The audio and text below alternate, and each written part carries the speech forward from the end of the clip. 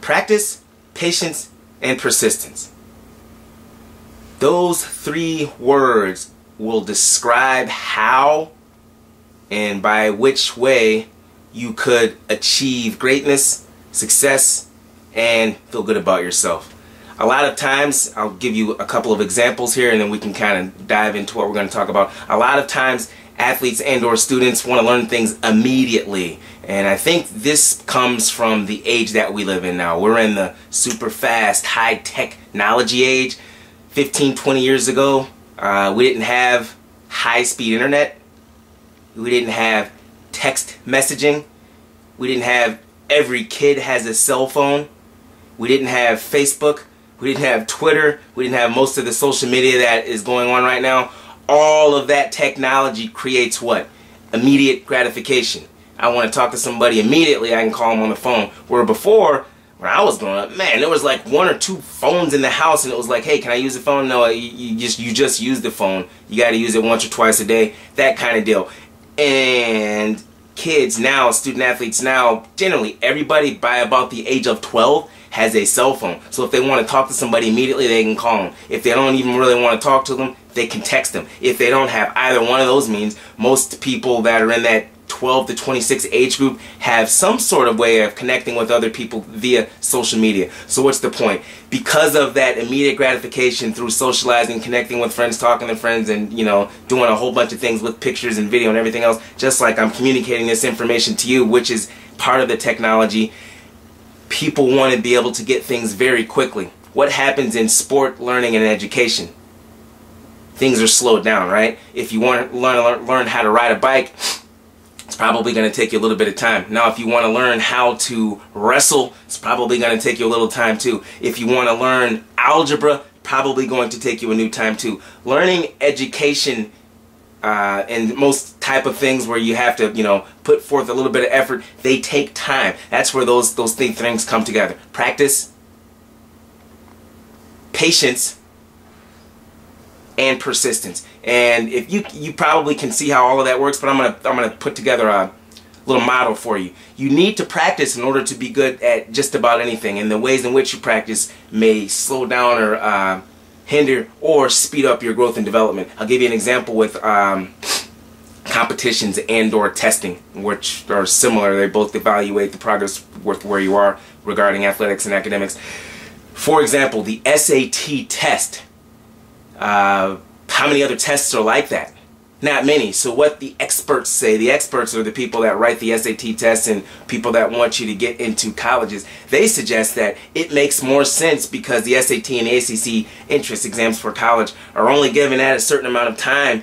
If you would like to do better on that test, the more times you actually take it, the better. Well, of course, that costs money to do that. Well, can you buy books that have similar type of testing that the SAT and ACT books or exams have? Yes. What happens when you take those several times? If you take them more than, let's say, 2 or 3 times, you start to increase your ability to take that type of test. Is it going to turn sand into a diamond?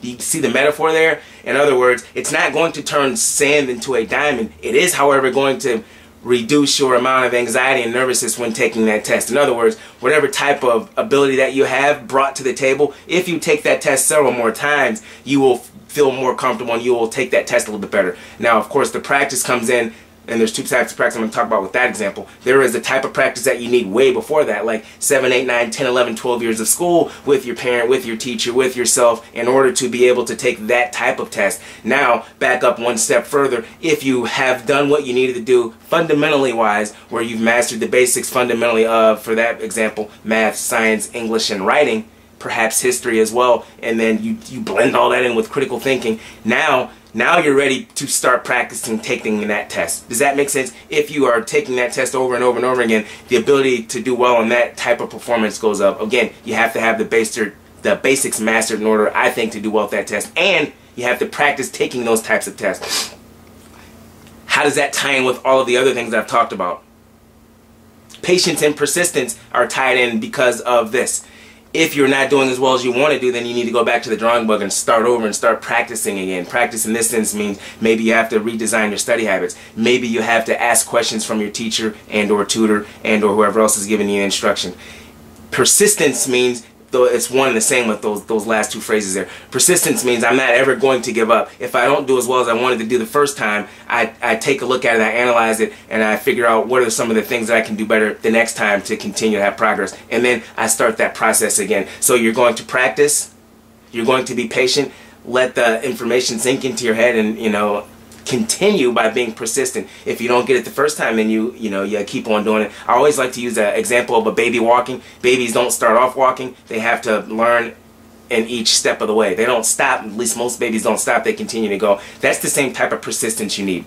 Let's have an athletic example. And this is where I think a lot of kids get caught up in sport. And I'm a wrestling coach, and I taught wrestling for years, and then I also wrestled. So I have a lot of information regarding wrestling. That's why I use those examples a lot. In the sport of wrestling, when you practice a certain way, you get a certain response. If you only practice, I'm going to give you a couple of examples. If you only practice and you never actually have practice matches, it will become very difficult for you in the competition. Similar to the way you did the practice SATs and ACTs prior to taking the SAT, ACT exams, so you get yourself ready to take that type of test. And as an example, that test takes about 3 to 4 hours, and you got to sit in one place, and you might have 1 or 2 breaks so that your mind is ready for that type of endurance event. Where if you practice doing that, now when you get in there, you're a little bit more relaxed, a little bit more comfortable, and all the information that you know, you'll be able to recall it. If you've never taken that before, man, that's all different now when you get in there. All the information you know, because of the different environment and the surroundings and the length of that test, you may have not practiced for that and you won't be ready. Same thing with sport and or wrestling. If we've only done practice and we have not done actual practice matches, now when we get to the competition, it's a completely different ballgame. Notwithstanding, there is a lot more stress in a competition based on the referee not being in your practice, based on a crowd not being in your practice, based on the self-imposed pressure that you may or may not put on yourself that you don't necessarily do in practice. So how do we get around that practice and what I'm talking about here, practice, patience, and persistence, so that we are able to compete well in the competition? You do practicing like you would normally do, and again, I think you always have to master the fundamentals. Now you design your practices so they mimic competitions. How can you do that? What I did was have practice matches. Practice matches. What does that mean? Isn't that the same as practice? Similar, but when you make your practice just like a dual meet, or you make your practice just like a competition and or a tournament, which means instead of having, I don't know if most of you that are non-wrestlers will be able to relate to this. People that are wrestlers will definitely be able to relate to this. Usually there's a practice room, 2 or 3 mats, and you've got 25 to 40 people training at one time. And even when you go live, there's more than one group out there wrestling. When you do practice matches that are designed to be just like a dual meet or a competition, now you have, if you've got 3 matches, you've got 3 competitions going on, and everyone else is watching them. What I would do to heighten the competition stress as well is we'd have 2 referees out there. Sometimes it would be a coach, sometimes it would be an athlete. They'd have a whistle, we'd have the clock going, and we would have a video camera filming them. What does that do? Well, it puts value on that practice now. Now they think it's just like a competition. Now when you start to do 10 or 12 of those a year prior to the competition season, the athletes, now mind you, this is practice, so you've got the other type of practice where you're mastering the basic skills and all those other things, learning the strategy and learning the techniques and building the endurance and psychologically helping them as well. And then you put them into that sort of practice environment, which is designed specifically for competition. That gets them ready. Now when they go into competition, they've already been through all of that competition stress that they may or may not have had in practice. And after it's all said and done, when you put the athletes through that type of environment, you can now go back and explain to them, how did you feel? You ask them questions and get their explanations. I felt this way, I felt that way, I felt this way, I felt that way. Can you put that image in your mind now when you're in training? With time, if they practice that and they're patient with it and they're persistent with it, they can have those same emotions and feelings that they had in the practice match in training. So you've got a full spectrum of learning going on. Now when they get ready for the competition, the same sort of things happen. In other words, you can design the practice so that it mimics the competition. The other area that I want to focus on is learning.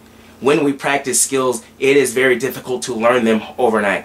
Very rarely do you learn a skill in one day and then execute it the next day in practice and or in a competition. What happens 9 times out of 10 is, unless you've practiced that skill under the right conditions, in the right environment a number of times, it is not, how do they say, in your muscle memory. It's not in your brain memory, and it's not in your muscle memory. So how do we get things into our muscle memory? Similar to the way I explained before with that same type of design, and you gotta, the athletes have to believe in you, and the athletes have to actually believe in themselves. And when that happens, now you can explain to them that skill that we've been practicing for the next 3 weeks, I want you to try it in the practice competitions.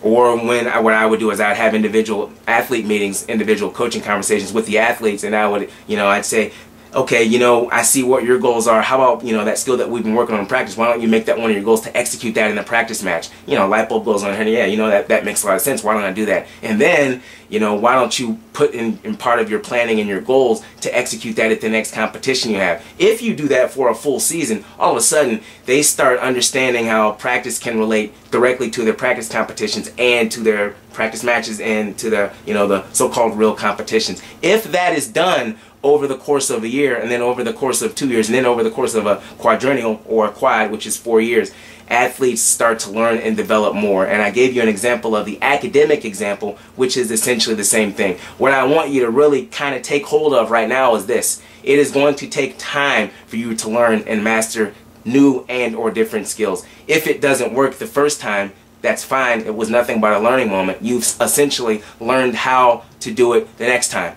If you have that mindset, now the muscle memory will start to develop over the course of time. You will develop a different mental resolve. You'll start to understand that things are going to take time. So I hope that makes sense. What we were talking about today was practice, patience, and persistence. And I think if you use those along with your coach and anyone who's trying to teach you anything, that starts to become a part of your personality. You will reach high performances and peak performances sooner than later. Practice, patience, and persistence. Remember, you can find out more information like this at youtube.com, Coach Shannon. Coach Shannon Talks.